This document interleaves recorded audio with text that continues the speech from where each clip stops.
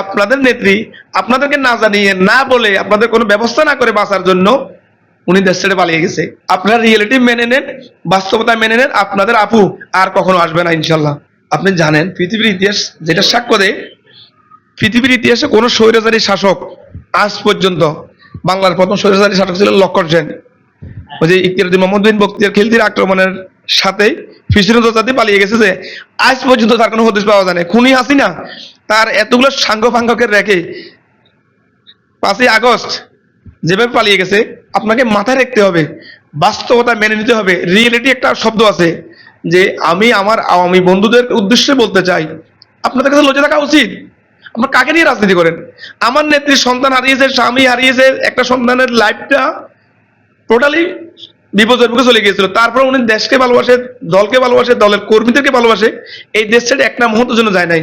আর আপনারা এমন একটা দল করেন, আপনার নেত্রী আপনাদের নেত্রী আপনাদেরকে না জানিয়ে না বলে আপনাদের কোনো ব্যবস্থা না করে বাঁচার জন্য উনি দেশ ছেড়ে পালিয়ে গেছে। তাই স্বৈরাচার পৃথিবীর ইতিহাসে যেটা বাস্তব, যেটা রিয়েলিটি, সেটা হলো ওনাদের আপু, ওনাদের আম্মু এই বাংলাদেশে আসার কোনো সুযোগ নাই, আসবে না, আসবে না, আসবে না। একমাত্র আমরা যদি চেষ্টা করি ওনাকে এনে, ওনাদের 240টার মতো হত্যা মামলা হয়েছে, সবগুলোতে ওনার ফাঁসি হবে। পৃথিবীর ইতিহাসে একমাত্র রাষ্ট্রপ্রধান হিসাবে, মানে নিকৃষ্ট রাষ্ট্রপ্রধান হিসেবে শেখ হাসিনার নাম বিভিন্ন দেশে পড়ানো হবে। এটা আমি আপনাকে আজকে বলে দিলাম। কেন পড়ানো হবে? যে কোন দেশের প্রধানমন্ত্রী ওই দেশের জনগণকে গণহত্যার অভিযোগে 251টা মামলার, হত্যা মামলার প্রধান আসামি হিসেবে তার ফাঁসি দণ্ডপ্রাপ্ত হয়েছিলেন, তখন সাধারণ জনগণ, সাধারণ ছাত্ররা কৌতূহল বসে উত্তর দিবে, বাংলাদেশের কুখ্যাত প্রধানমন্ত্রী নিকৃষ্ট স্বৈরাচার হাসিনাই একমাত্র প্রধানমন্ত্রী, সেই দেশের সেই জনগণকে হত্যার অপরাধে 251টা বা 260টা মামলায় তার ফাঁসি হয়। তাই তাদের উদ্দেশ্যে বলতে চাই, আপনারা রিয়েলিটি মেনে নেন, বাস্তবতা মেনে নেন, আপনাদের আপু আর কখনো আসবে না ইনশাল্লাহ।